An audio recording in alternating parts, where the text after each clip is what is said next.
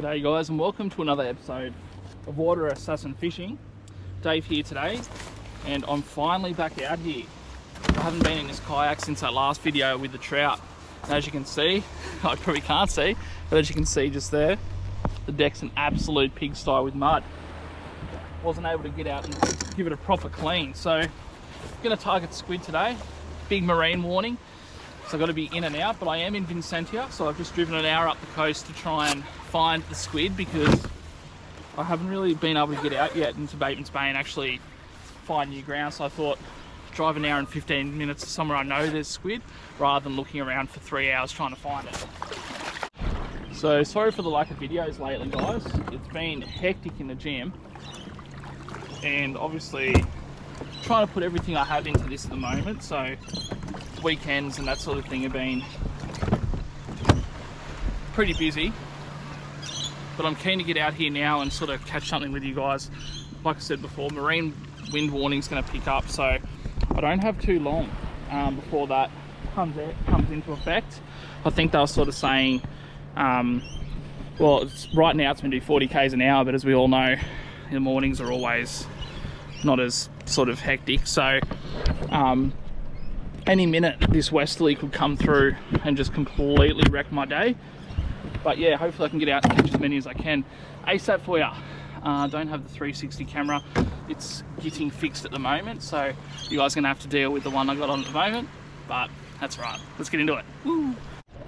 So I'm gonna kick things off with a bit of flicking, and might be the only time I get to stand up all day at the moment. I've just got one of these Shimano Shimmer in sort of like a rainbow colour on at the moment. 8-pound leader, so I go a little bit heavier with my leader for squid just because I don't want to lose these lures, and we're trying to get it as close to the weed bed as we sort of can. And what I find really important when you're fishing for squid is to watch your lure, especially when it's close to the boat. Sometimes the squid will follow it up and follow it sort of all the way up to the boat and then hit it just before you bring your lure in. So just nice little movements up and down, trying to make that jump up and down through the water column. This particular one is I think it's a 2.5 weighted squid jig, so it's not too heavy, but it's heavy enough that you can trawl it without it sort of rising too high behind you. The water is disgusting, so I'm glad I didn't bring the spear gun. And definitely right now is the prime time for squid. I don't know, a bit of an update. One thing I always tell myself is not to expect anything when you're fishing, but the problem is I did. And I reckon I've wrecked my my juju for the morning. Sort of come here and go, oh yeah, like I'll try and bag out on a squid and I'll take it home, and you know, the hour 20 trip up and I guess return 3-hour drive would all be worth it. And oh, is that a squid or is that a snag? Ah, snag. And anyway, as I try and pull this in, I'll talk you through it. Problem with that mentality, I always find that that's when I wreck it for the day, and that's what I've done this morning. So far, nothing. And I can see, well, as you can see, probably from behind me, because I don't have the 360 camera, so I can't sort of cover around behind where you guys are, but the wind has picked up and it's a westerly and it's a marine warning today, so that's why you can see no boats out here. One, obviously marine wind warning, and also two, I guess the grand final, NRL grand finals last night. So yeah, it's going to be some sore heads and people not out here. But what I'm trying to say is it's a quiet day for a reason, and the squid definitely have not taken anything so far, and I've been out here for probably about 30 minutes. I'm just trying to watch, there's a bommy here somewhere actually, I can see it right in front of me. That's the first squid of the morning, thank God. It's about an hour and 20 minutes into the morning session now. Now just a quick update on what I'm using right now. I've got a Vanford 1000 to this Daiwa Hyper rod, which is a 1.5 to 3 kilo 7-foot outfit, and it is a one piece. I love my one piece rods. And this is I've just changed lures to, sorry, squid jigs back to that Shimano Shimmer. It's a 3, size 3. And it looks like my other rod's going off too, which is fantastic. So I'm just going to keep moving forward, keep that other one. Must have been a snag. And yeah, just trying to keep that other one going as well. Fair way back. Slowly bring it in. See, the wind sort of picked up and then it's died off again. And looks like it's coming from the east. It's meant to come from the west today.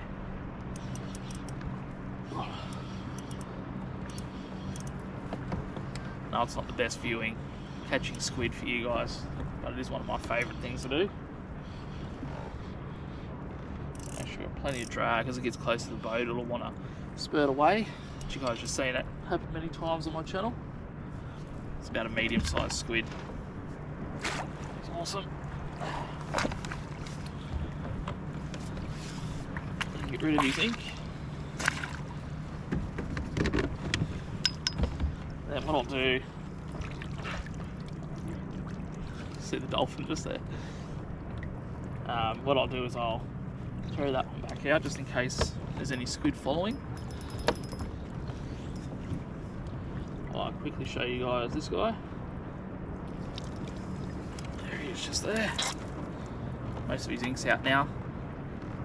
Great fish. Second one for today. Thought that one having a bit of a play with that before it grabbed it. And looks like I found a lure. It's this sort of natural colour, so I'm going to swap the other rod to that as well.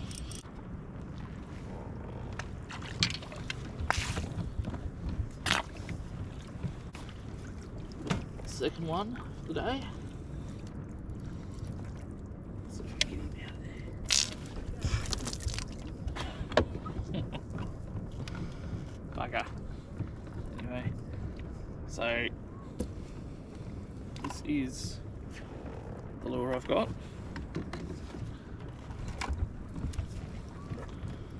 And this bloke giving me a gutful just there. While since the last squid hit. And I just pulled in one here right on the high tide mark, which is awesome. Sort of beginning to think about other options with today's adventure.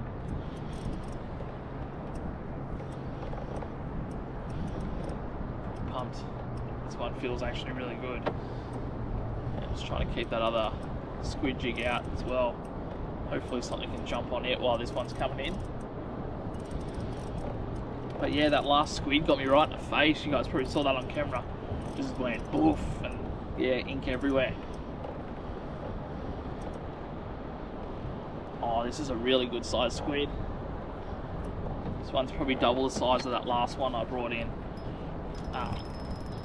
Whoop. As the other one goes off. Huge. But still obviously what we came here for. And it's just got that sort of orangey pink coloured emerald, Daiwa emerald, emeraldus or whatever it's called. That is a size 3 and got a good hold of that. Another beautiful squid. Number 3 for today. Very slow day. Squid number 4, that comes quickly. I'm just trawling sort of backwards here at the moment. So yeah, I'm like sort of travelling that way and just jigging this right up and down. Another hit, same sort of area, same lure. Squid number 4. I sort of said to myself that if I get 5, I'd be really happy with that today. See him just there.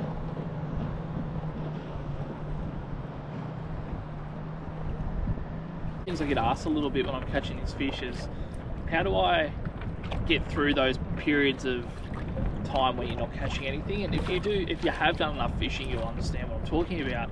You know, you'll see this video and you'll see all these fish that I'm just going to edit down into one little spot. But what that doesn't really tell you is that I've been out here now since 6 a.m. It's now 10:51. So that's, you know, what's that? 5 hours. 5 hours for 4 squid. That's quite tough going. I've covered probably upwards of 10 kilometers worth of trawling around trying to find these squid, and a lot of people don't understand that you're not always catching fish when you're out fishing. It's not why I'm out here doing it. I'm out here just solely to catch fish, like you're enjoying the nature and all that sort of thing. But one of the questions again that I get asked is, what do I do during those times? Well, I'm changing things up. I'm always thinking about what the next thing I'm going to do is, what's the next plan. You know, right now I haven't caught a squid for about 30 minutes after those last 2 that I got, and I'm thinking about what am I going to do next. Tide's coming up, am I going to change positions? Am I going to trawl faster, trawl slower, try flicking around? Am I going to try a different lure? Am I going to try with 1 lure instead of 2, so I'm concentrating on 1? These are things that you're always thinking about. So although there are going to be periods of time where you're not actively catching fish, they're the times that you're using your experience and stuff to try and figure out how you're going to catch it. It's not, fishing isn't boring in that regard. I grew up as a kid, hated fishing, sort of enjoyed the actual catching component of it, but couldn't stand just sitting around idle being bored. I still don't mind doing a bit of bait fishing here now and again, but lure fishing really transformed, you know, my love of fishing and getting out and doing this kind of stuff. And I guess that's the thing, it's like, how can you combine, you know, more than one thing that you enjoy into one activity? For me, I love fitness, so, you know, again, although I'm catching fish, I'm still pedaling around, still getting fit, still enjoying being outside, and hopefully soon I can get onto something more. Good morning there, guys. New day. Actually, this is 2 weeks after the video that I've just shot, and the reason for it is it's been 2 weeks since I've been able to get back out. But a couple of weeks ago, what happened is I told you about that wind warning. Well, I got blown off the water. It was insane. So I got my 4 squid, and 2 weeks later, after a heap going on at work, I'm finally able to get back out again. Now, what I've done is I've come to a spot for the first time. It's actually South Durras, and I'm at South Durras boat ramp, for those who know where that is. Just there. Now, I know that there may be squid here, but I've never really fished it, and I'm keen to try. The only issue is it's going to be bloody windy. You can see just here, this is the boat ramp, and I'm here just before sunrise, as you can tell. Problem is, again, I've never been here before, so beautiful sunrise. Look at that, right over there.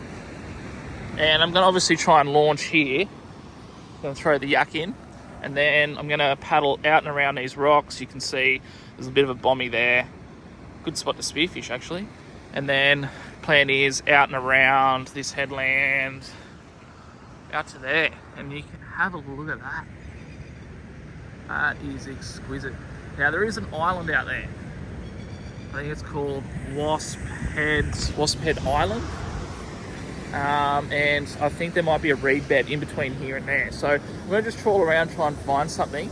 But again, it is going to be a bit wild. There's rain coming, a lot of wind coming a little bit later, but I just don't have opportunities nowadays with the gym to try and get out as much as I used to. Righto, this bad boy on the water.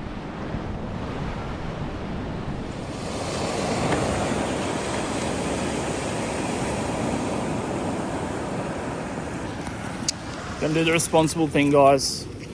Don't want to lose all my gear, and certainly don't want to fall in. Not that falling in's an issue, but falling in with all your gear is an issue. And I looked at the wind. This is probably as good as it's going to get all day, and it's pretty wild already. We're protected a little bit here, but over the other side of that headland's a bit of chop. And it's going to be a sort of 40k northeasterly in about 2 hours. So the window's closed pretty quickly. As you can see, there's a few waves coming through, and yeah, the gear's too good to put through that. So I'm just going to call it today for squid, and I'm going to try and reevaluate the gulls.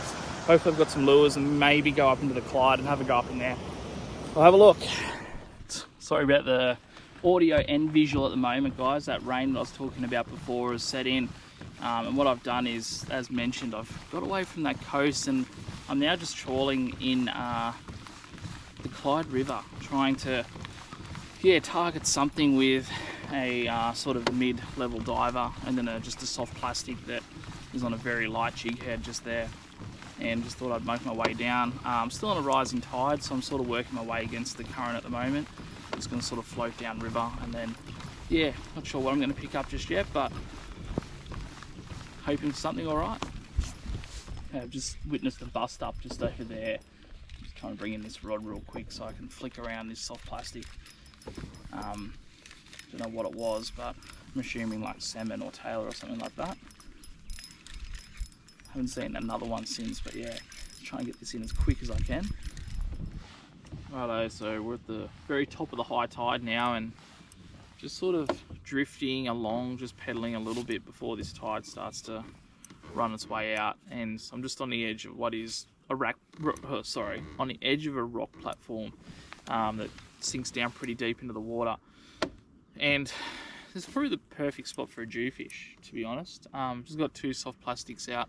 Just got one out there that's sort of, I'm not really using much, it's just sort of drifting along. And then this one over here on a 1/8 ounce jig head. I'm probably in about 8 meters of water, and it just looks very fishy. So hopefully before this tide starts to change, I can get something, because I reckon this is probably one of the best times to fish for jewfish. We're on, guys, first fish of the day. Just taking on that little white bait junkie minnow. For those that don't know, that is my favourite lure for flathead. And sort of hit a bit like a flatty, and this is actually a relatively heavy fish. It's either caught on something foul hooked, or this is something to be reasonably proud of for the morning. Caught on the new rod, this one. Obviously, probably heard about what happened to my other rod about 6 months ago. And a little bit longer with the cast range of this one being 7 foot. And this is a heavy fish. It is on 4 pound leader as well, so gonna be pretty gentle with this one.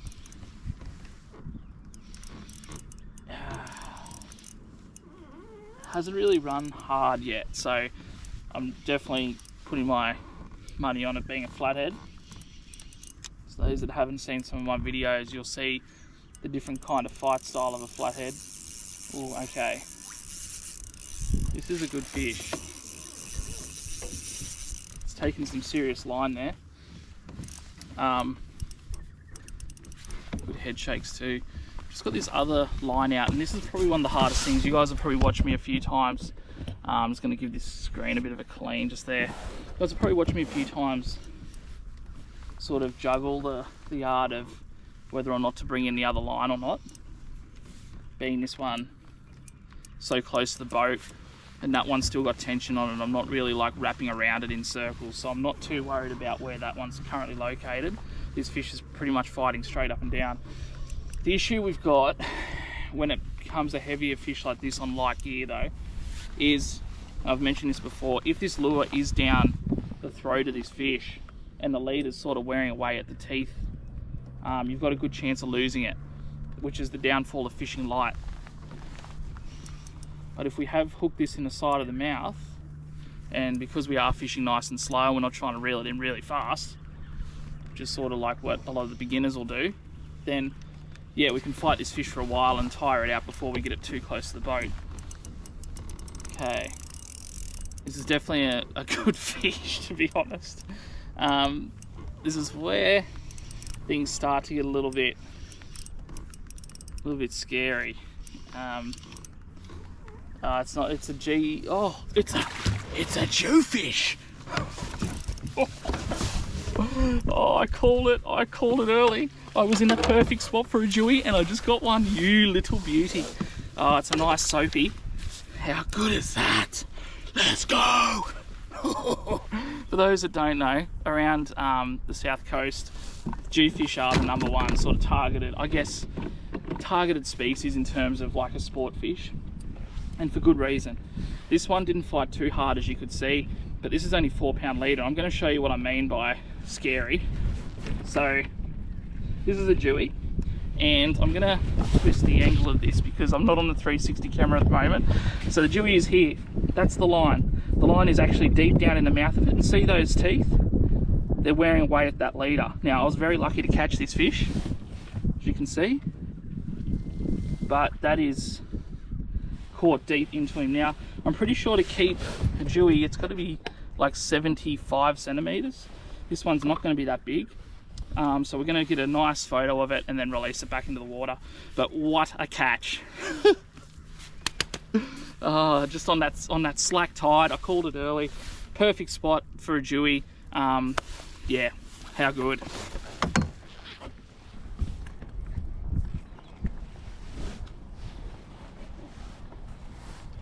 You guys can probably hear that thing sort of there croaking.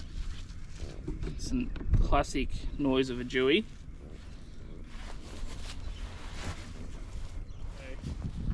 Oh, she's close. It's gonna go 55. So nice little specimen there of a jewie. Again, for all you at home. Just resetting a little bit after that epic duel with the jewie. And for those that don't know, a little bit hard sort of to catch those things, especially on lures. They're very much a bit of an elusive species, but definitely the #1, you know, probably fish that most people would love to catch in the estuary in the southern areas of coastal New South Wales. And those things, those things grow pretty big. You know, well, actually, if you have watched my channel for a little bit, you might have seen a video that was up for a bit. I decided to take it down because it just showed too much of where I caught it, but yeah, I managed to land the holy grail of jewfish, in my opinion. So in a kayak, 6-pound leader, 120 centimeters was the jewie length, and that thing was caught as bycatch going for flathead, so I only had a little vibe on, and I fought it for a long time, just with light gear. And it was during the middle of the day in St George's Basin in a kayak, and it was just insane. Probably the best fish you could ever ask for, that 1 in a million kind of thing that happens. So I haven't really targeted jewies since that, because it's sort of like, you know, once you've achieved that, you sort of move on. But yeah, that's the next time I've caught a jewie after that one, which is awesome. I will try and sort of go through a bit with you guys about being patient when it comes to landing a fish like that. That jewie, as you guys could see, it didn't actually really run much, but a lot of the jewies, when you do first hook them, they'll just piss off. And a lot of the time it's about slowing it down as much as you can without sort of losing your gear. And the last time I caught a jewie, that 120 that I'm talking about, you know, I used my legs a lot and just kept trying to put line back on the reel. And that one was very much up and down, sort of like a flathead, which is what I thought it was when I caught it. So it's a bit of a rare one, but yeah, being patient with catching fish is really important to landing it, because it's one thing to be lucky enough to actually have a fish grab the hook, but that's sort of like the easy part done. The hard part is translating that fish that's actually on the end of your line to then being able to bring it into the boat or kayak or however you're landing it. And yeah, really important to take it slow, be patient with it, let it do its thing underwater. It's wanting to use all its energy because it's fighting for its life, so let it, and then when you get that opportunity, then bring it in. That's what happened. So this is the lure of choice, the white bait chunky minnow. And guys, I've used this thing. You've probably seen, if you've watched this channel long enough, you've probably seen the fish that I've brought in on this thing. Flathead, close to the meter, trevally, big whiting. It is my favourite lure to use. with a 1/8 ounce jig head for most conditions. And what I love the most about that lure is it's not a lot of those sort of paddle tails. You know, there's a lot of options out there, as you guys know, but for some reason the tail action on those bait junkies from Daiwa, I feel like the action is a little bit more pronounced than some of the other brands out there, but the actual plastic is very stretchy too. And I feel like, I don't know, sometimes some plastics, if you get a flathead, it'll come up and it'll grab the tail of it and wreck the plastic. It sort of swims away and leaves it.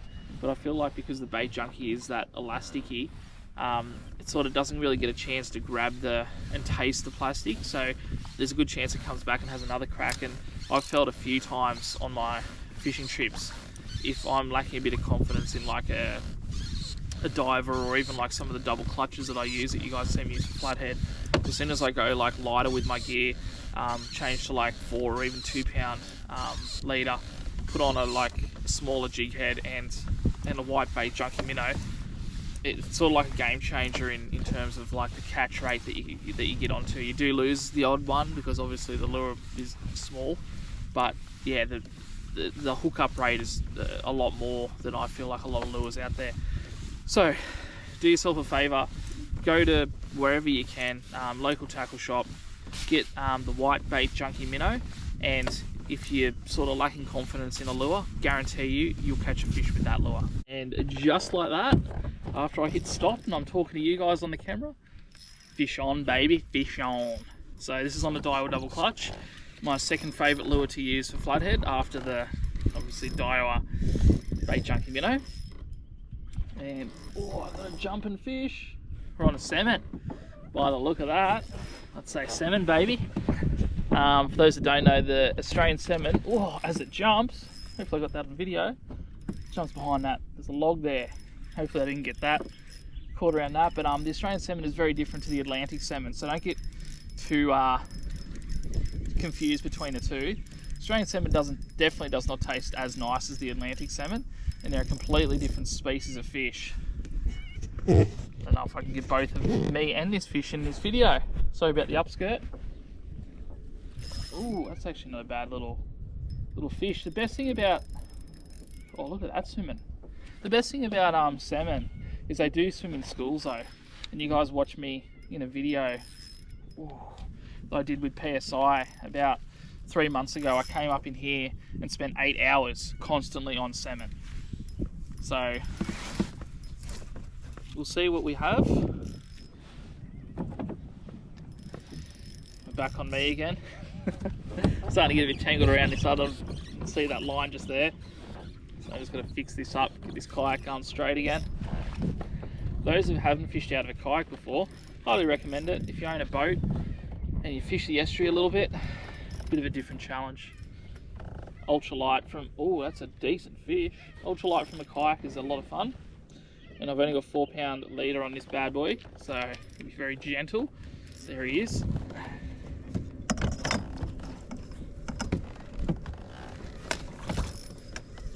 He wants line, doesn't he? I'm gonna give him a little bit. Oh, that's what happens. That can happen. Anyway, so that's what you do when you really want to lose a fish. And for those that want to know what happened just then, didn't set my drag right. So you could see me really fighting that fish, and it was wanting to go and wanting to go, and it just ended up popping a hook. So really important with that one to make sure when you're fighting these fish, I sort of mentioned a little bit earlier how you've got to be patient and fight the fish and let it tire itself out. Well, that's what happens when you don't. So anyway, we'll keep trawling along and hopefully we can get onto something else. But yeah, who cares? There we go. Finally, another fish. Got rid of the hat there too. It was getting a little bit too dark. Couldn't really see above the brim. But yeah, this little fish had been nibbling. I felt it tapping on the back of that plastic. Just sort of let it, you know, take the whole thing in its mouth, and then put a bit of pressure on it, which you guys sort of started that that clip. And here he is, little Taylor.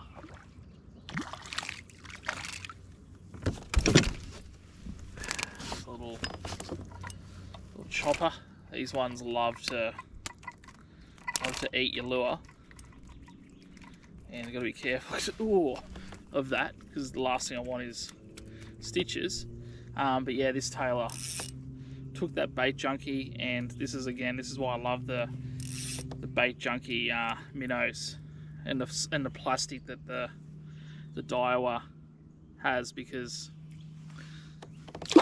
they just seem to not cut through as much. You can see that plastic in pretty much mint condition, and if that had been, in my opinion, any other plastic, I would have been putting a whole nother one on.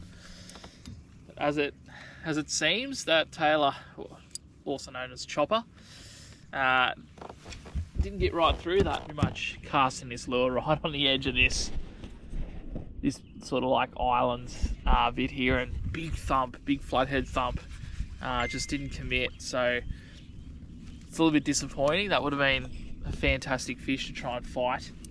But yeah, keep casting around. Just thought I'd give you guys an update on where I'm at and what I'm going for.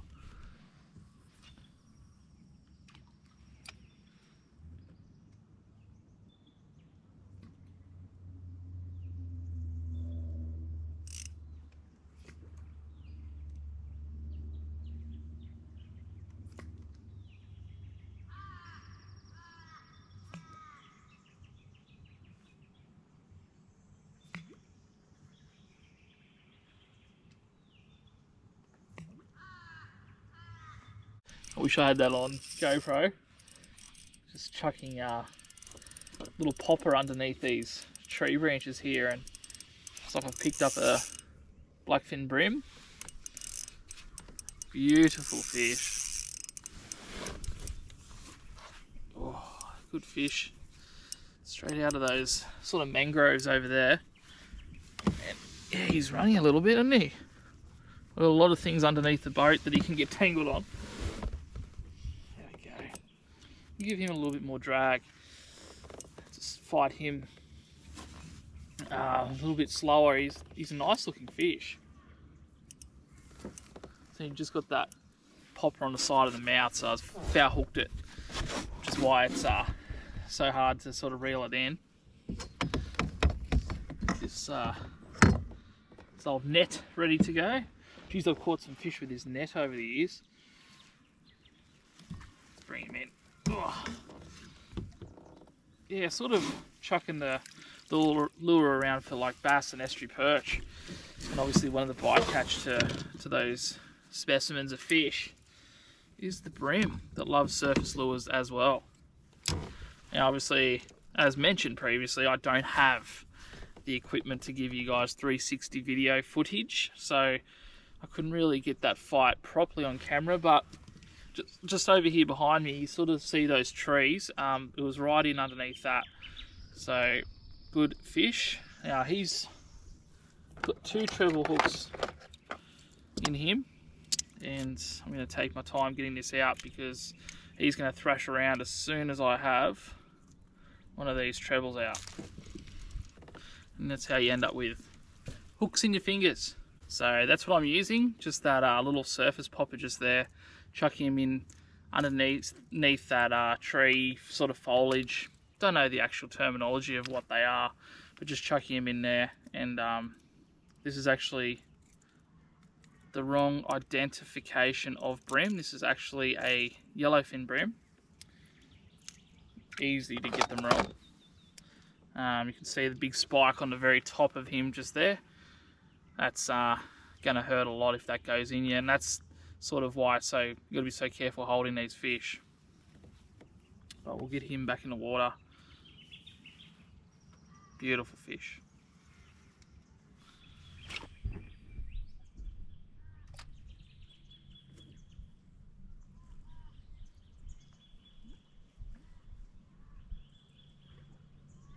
Again with the surface lure. Oh, that just ran. It's not a big fish, but geez, did that take off with that lure just then. Oh, other little bream. But wow, oh wow. If you guys could have heard the sound effects of this this fish when it hit that lure, it's hard to beat it. I don't care what anyone says. Surface lures for these fish are just tremendous. Like, I'll take 2 little bream like that over, you know, 3 or 4 big bream any day of the week off surface. That is just so much fun. And how can you beat it? Like, have a look at where I am. Beautiful location. I'm over the top of these oyster beds here at the moment, and doesn't get much better than that. Surface is going off at the moment. Fish number 3 in about 5 minutes. Just smashing it. Oh, I really pulled that in the face. That was a flathead.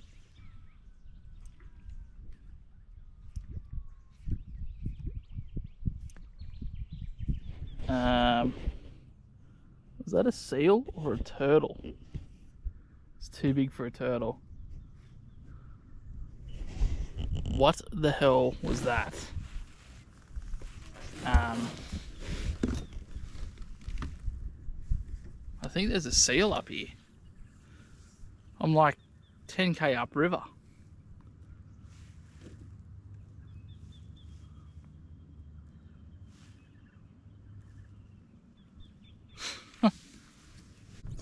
Alright guys, that's going to be it for another episode of Water Assassin Fishing. I just want to say a massive thank you to you for coming along on this adventure. Wasn't a bad one, was it? Got a jewie and some squid, so food and one of the best fights in the estuary. Anyway, I'm going to see you on our next adventure.